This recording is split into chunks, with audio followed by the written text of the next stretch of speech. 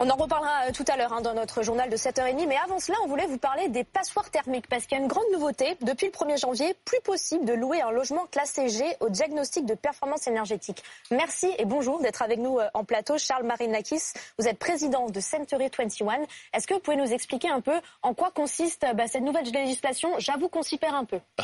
Bonjour Marie, bonjour Loïc. Merci de votre invitation. En fait, vous savez, il y a une loi qui s'appelle Climat et Résilience qui a programmé en 2021, qui a dénommé ce qu'on appelle des passoires thermiques. Alors, d'abord, qu'est-ce que c'est une passoire thermique? C'est un bien immobilier, une résidence principale, que ce soit appartement ou maison, dont le diagnostic de performance énergétique est classé F ou G. Ça veut dire les pires notes que vous puissiez avoir. Ça, pour vous donner quelques volumes, malgré tout, ça représente aujourd'hui environ 13,9% des résidences principales. Il y a un peu plus de 30 millions de résidences principales. C'est quand même 4,2 millions de logements. C'est beaucoup. Voilà. Plus de 4 millions de logements qui sont concernés, qui sont Alors, G. F et G. Les G, en fait, représentent exactement 567 000 logements. C'est ce que considère comme les passoires thermiques qui ne sont plus louables à partir du 1er janvier.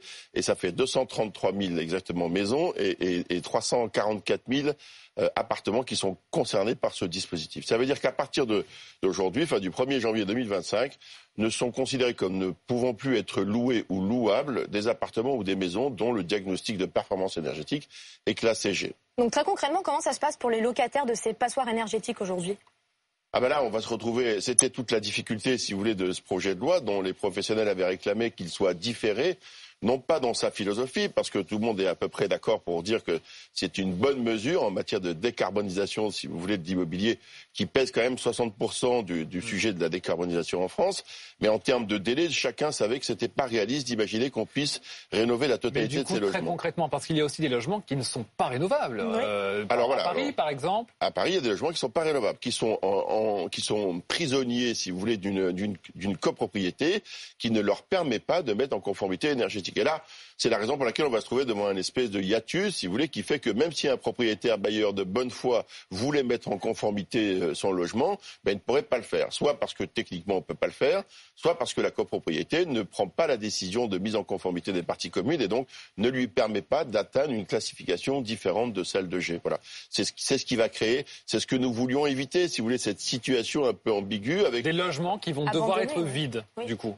Non, parce que s'il y a un locataire dedans, on va pas le mettre dehors pour autant. C'est tout ça le paradoxe. En fait, je vais vous dire, pour les logements vacants qu'on va louer, finalement, le dispositif est là assez simple. Vous êtes G ou vous n'êtes pas G, et puis vous faites les travaux ou vous les faites pas. Là, vous avez des bailleurs qui décident de ne pas les faire, soit parce qu'ils ne veulent pas, il y en a qui veulent pas les faire, et puis il y en a qui ne peuvent pas les faire, y compris financièrement. Il faut aussi prendre conscience que faire ce type de rénovation, ça peut coûter cher. Le coût moyen d'une rénovation d'un T3 en France, c'est 40 000 €. Donc si vous avez un 3 pièces à Saint-Étienne, 40 000 €, ça peut être 40% de la valeur du bien, si vous voulez. Voilà. Donc il y en a qui ne peuvent pas le faire, et puis il y en a qui veulent pas le faire. Il y en a qui veulent bien le faire et qui techniquement ne peuvent pas le faire. Ça, c'est facile pour la location. Là où c'est plus compliqué, c'est sur les baux en cours. C'est-à-dire que lorsque vous avez déjà un locataire, qu'il est en place, et puis au moment du renouvellement... Il n'y a aucune obligation, on est d'accord. Mais pour l'instant, il n'y a pas d'obligation, mais au moment de la tacite reconduction ou du renouvellement, mais c'est peut-être dans 6 mois ou dans 8 mois, vous aurez l'obligation de vous remettre en conformité. Et là, la question, c'est qu'est-ce qu'on fait ? On ne va pas mettre le locataire dehors pour autant.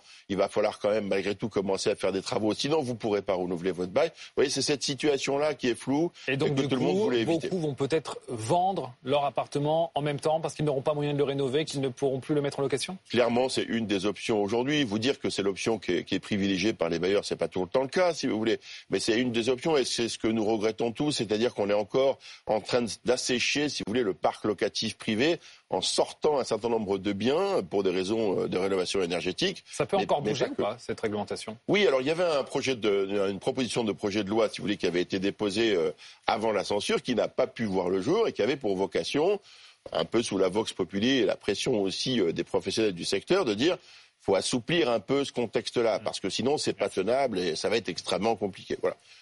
Et en gros, ça disait, si les travaux typiquement ont démarré, à ce moment-là, on pourra considérer que vous avez fait l'effort. Voilà. Merci beaucoup. Merci Charles Marinakis d'être venu sur le plateau de BFM TV et nous donner votre point de vue sur cette actualité.